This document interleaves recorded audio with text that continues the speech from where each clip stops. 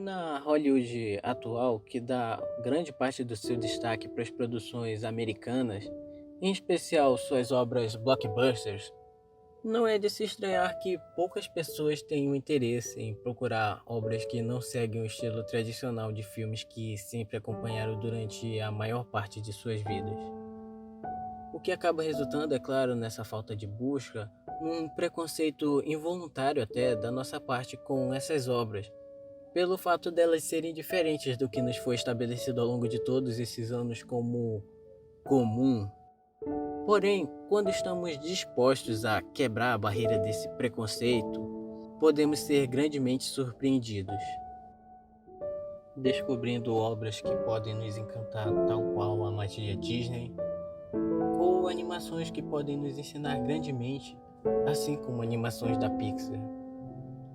Foi um fato que eu descobri graças ao meu irmão. Obrigado, Felipe, que me apresentou a um anime.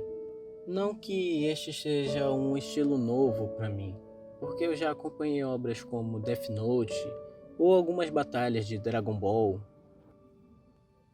No entanto, esse anime me tocou de tal forma, acabando me fazendo refletir sobre o meu preconceito com essas obras. E hoje estou aqui para falar dele, A Voz do Silêncio.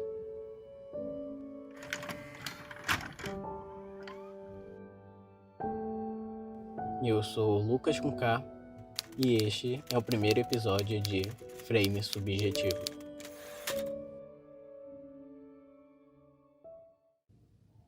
A Voz do Silêncio, ou Koi no Katachi, é uma animação japonesa adaptada do mangá de mesmo nome, que acompanha dois protagonistas, Shoya Ishida, um estudante do ensino fundamental que passa seus dias se divertindo e matando tédio com seus amigos, e Shoko Nishimiya, uma aluna recém-transferida para sua escola que é intimidada por seus colegas pelo fato dela ser deficiente auditiva, sendo Shoya um dos principais responsáveis pelo bullying contra ela, o que acaba resultando numa reclamação da sua mãe pelo fato dos aparelhos auditivos dela terem sumido ou serem quebrados várias vezes, fazendo Shoya sofrer bullying de seus colegas no lugar de Nishimiya, servindo como bode expiatório para todos que riam ou caçoaram dela ao longo do tempo que Shoya ficou fazendo bullying com ela. Este fato seguiu Shoya até o ensino médio, o que tornou Shoya um jovem recluso e solitário que passa seus dias ignorando os outros e suas vozes, carregando o peso da culpa e da solidão, que podemos ver na cena que ele está caminhando em uma ponte, logo após se imaginar pulando dela. Seus ombros estão caídos, com a culpa o corroendo, contrastando imediatamente com a cena de quando ainda era uma criança despreocupada e confiante. Sua infância nos é apresentada numa montagem rápida com uma música agitada que nos mostra a criança impulsiva que Shoya era, compilando de maneira eficiente grande parte do primeiro mangá que mostra a infância dos personagens, nos fazendo refletir em como ele ficou tão diferente no futuro.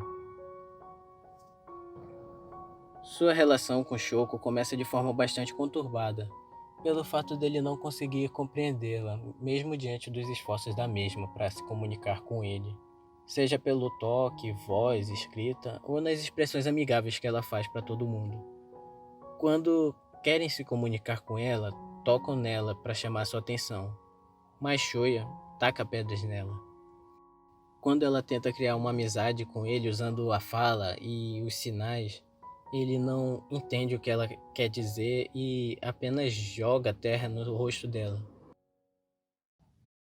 E mesmo quando ela sorri para ele, ele não consegue entender o que ela quer passar. Essa incapacidade de Shoya em compreendê-la o faz agir de forma hostil com ela.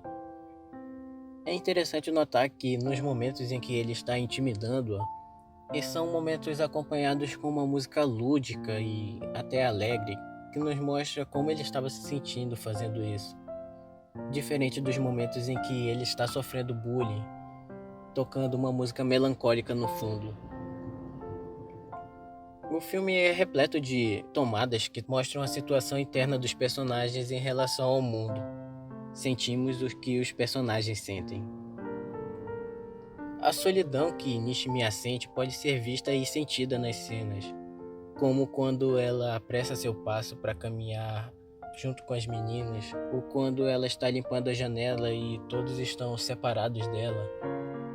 Tendo já mencionado seus sorrisos, suas expressões revelam muito sobre ela.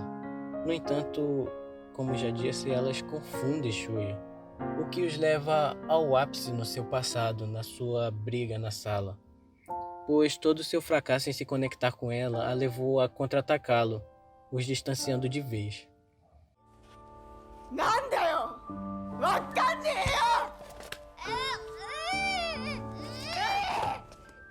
Toda essa trama no passado não apenas mostra a separação de Shoya com Shoko, como também dele com o mundo.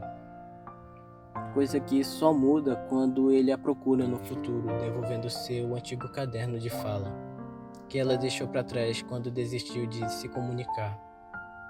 Ele compreende só neste momento o que ela tentou lhe dizer da primeira vez, usando os sinais e até a fala. Ela pediu para serem amigos. Ele então pede a ela dessa vez para serem amigos e ela aceita. E sua relação com Shoko começa a florescer.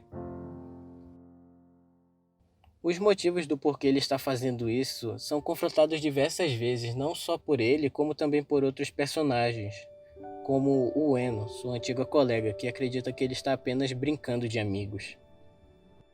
Ou Yuzuru, a irmã de Shoko, que acredita que ele está fazendo isso apenas para se sentir uma pessoa melhor, como alguém que salva um gatinho de uma árvore. Ela o chama de hipócrita. Ele admite que fez isso por ele, mas também que não quer mais vê-la sofrer, nem chorar. Ele quer reparar seus erros. Mesmo que isso não explique totalmente o porquê ele está tão desesperado em fazer isso, algo o leva a ela. Por mais que ele se esforce bastante para fazê-la feliz, Shoya ainda se sente incapaz de reparar todo o mal que fez para ela no passado, pois eles apenas não afetaram-na como também todos ao seu redor. Ele não consegue se perdoar por tudo.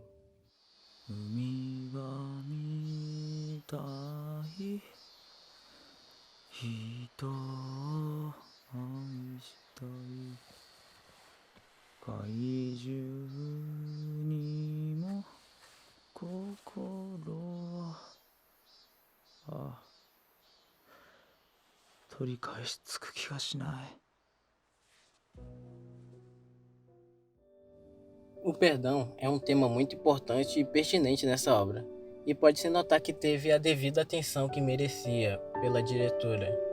Tanto que em uma entrevista, quando perguntaram para ela como era trabalhar com esse tema, ela respondeu: "Eu pensei que essa seria uma posição muito difícil de abordar positivamente. Quando você é incapaz de pensar em si mesmo de maneira positiva, isso também o impede de entender o que os outros sentem. Todos temos preocupações e muitas coisas pelas quais sentimos culpa, para que possamos perder a coragem de amar a nós mesmos. Como também tenho essa parte melancólica em mim, queria fazer um filme que finalmente dissesse: tudo ficará bem." Shoya não se sente merecedor quando coisas boas acontecem em sua vida, como por exemplo no parque de diversões em que ele mesmo se pergunta se está certo se divertir com seus amigos. Ou na cena em que ele convida Nishimiya para passear e cai em um momento e ela não consegue alcançá-lo. Ele olha para ela e não a vê como uma jovem, mas sim como a criança que magoou na infância. Por diversos momentos eles não conseguem alcançar um ao outro quando precisam, e em várias cenas eles são vistos saltando de pontes, o que premedita o clímax da história. Este é um filme repleto de simbolismos, seja na iluminação que envolve os personagens nas cenas, indicando o clima da situação, como por exemplo a cena em que eles dois estão se encarando no trem, quando conseguem ter finalmente a comunicação escrita que não conseguiram quando crianças.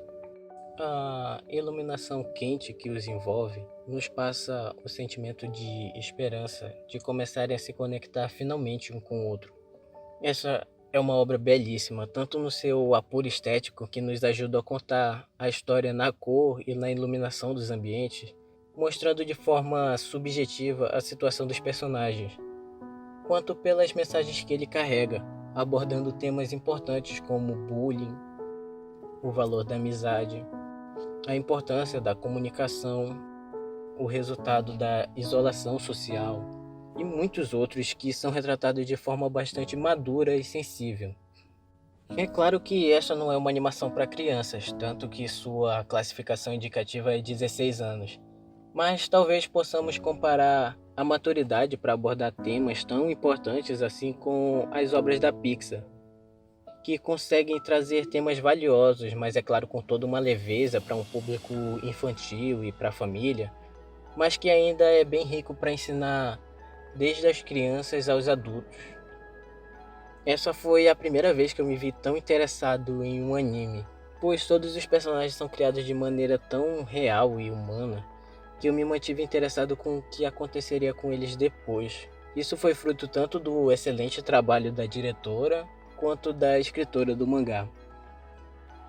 E eu só penso agora como seria se eu tivesse perdido a oportunidade de assistir esse filme, se eu continuasse me privando de ver essas obras por causa do meu preconceito.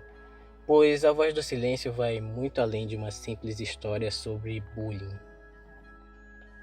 Ela é uma história sobre redenção e comunicação humana, mostrando-nos que devemos nos perdoar e que não devemos enfrentar nossos medos sozinhos, fazendo refletirmos sobre nossas vidas, nossas relações e sobre a empatia com o próximo. Uma animação que se foca nas emoções que sentimos, sejam elas boas ou ruins, em cenários lindos, encontrando um equilíbrio delicado entre o peso desses temas e a esperança pelo melhor. 그 자막, 서브타이틀의 장벽도 아니죠. 한 1인치 정도 되는 그 장벽을 뛰어넘으면 여러분들이 훨씬 더 많은 영화를 즐길 수 있습니다. Once you overcome the 1-inch tall barrier of subtitles, you will be introduced to so many more amazing films.